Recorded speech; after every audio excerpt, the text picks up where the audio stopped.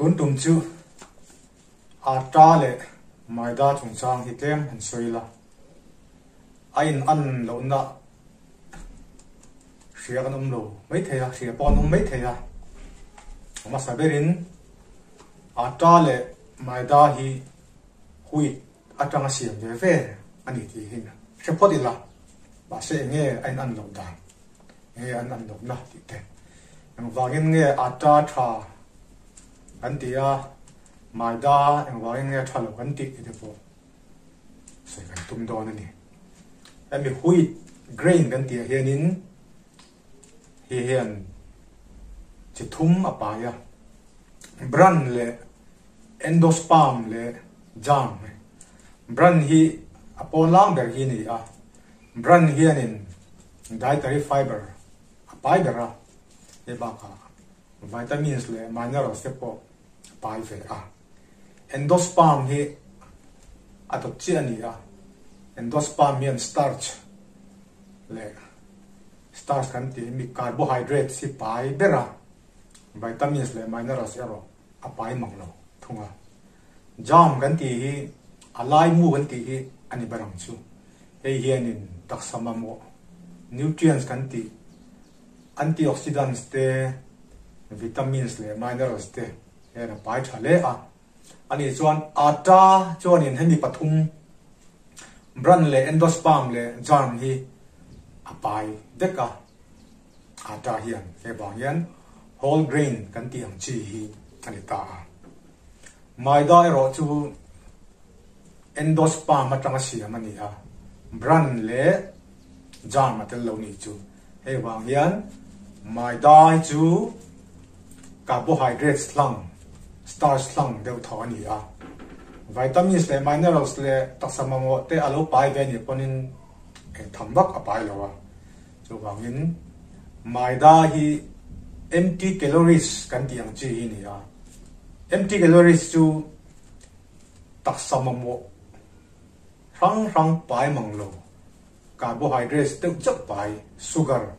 tiang thum le mom chau hi ni a emi thing pui do ra kan thil ei chang thum ke te chao te tiang noodles kan ti song te burger kan ti chang thop te em thil rang fast food kan ti ho hi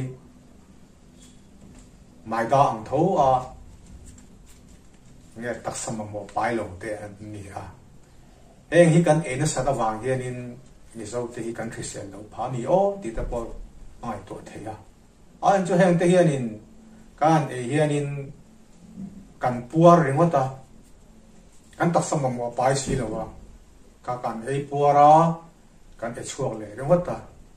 eng carbohydrates kan e tamut tu hianin zun thum nei theina te atama restaurant le thing pui dor vela thil mom te tam si a ajenu moto te tel tam si a em wa yen thisan sang dat na le te po kan tam pha lung dat na le te po kan tam pha hian a hian ve po kan ni ata ero chu ite da kan sui tong khan in whole grain kan tiang chi khani a bran na pa ya wangin dietary fiber pa tha em a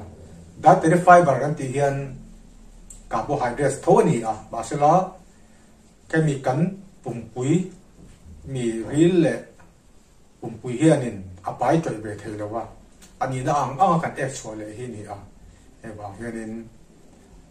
dietary fiber e tam chuanin ek khal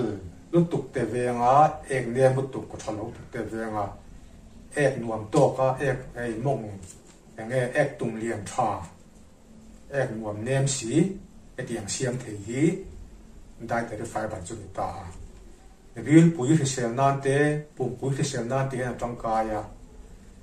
kan thil e ya carbohydrates te thum te alo tam ta chu ta dietary fiber kan e tel chuan kan real ina thum a hip chak tur kha venga chu wangin dietary fiber kan e tel hianin blood sugar sang thut tu blood sugar spike kan tiang chi hi aveng theya ni so bangin dietary fiber kan e teli poi mo le a empty calories kan tiang chi chu tuna maida te cold sang chi te sang thum tiang hi ni a heng te chuan in dietary fiber apai ve lo wangin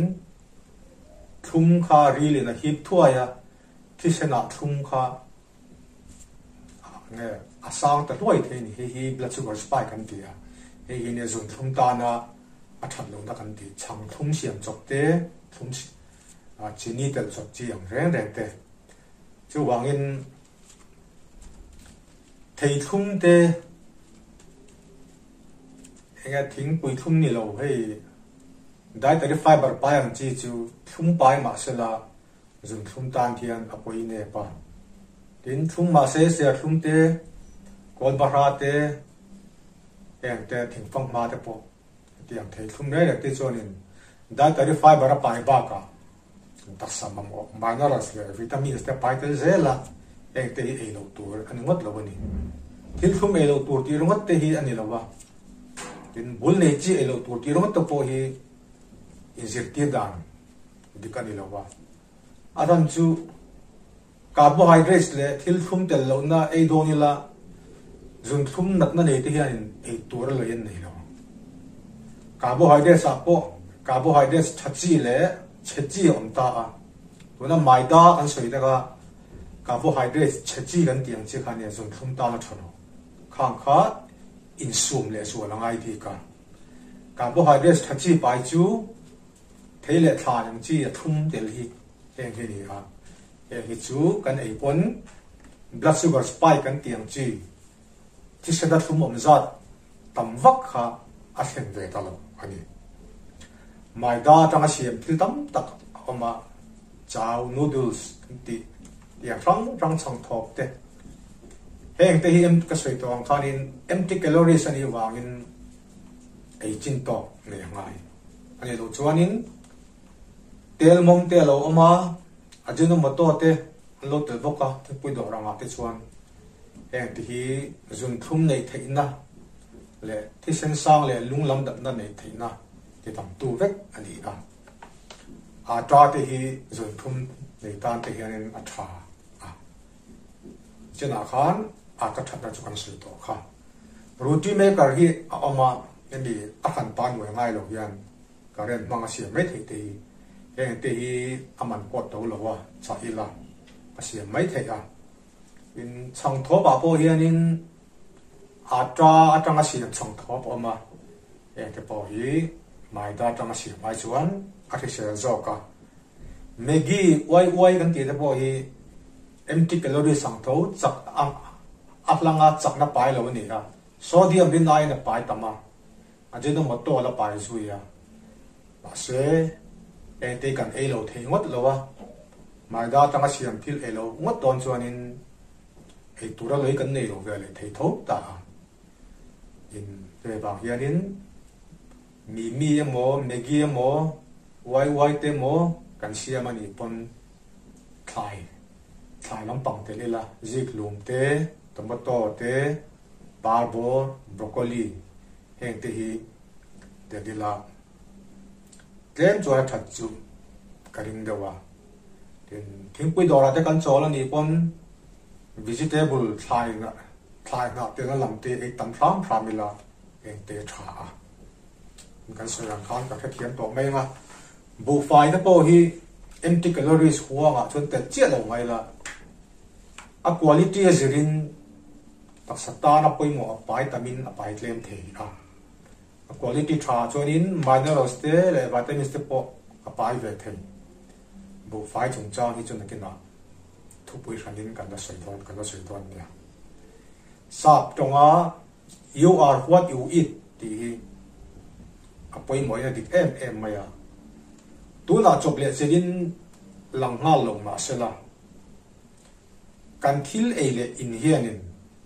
kan malam zela nakin zela kan fisel lo tu hi a hilani ti thiamo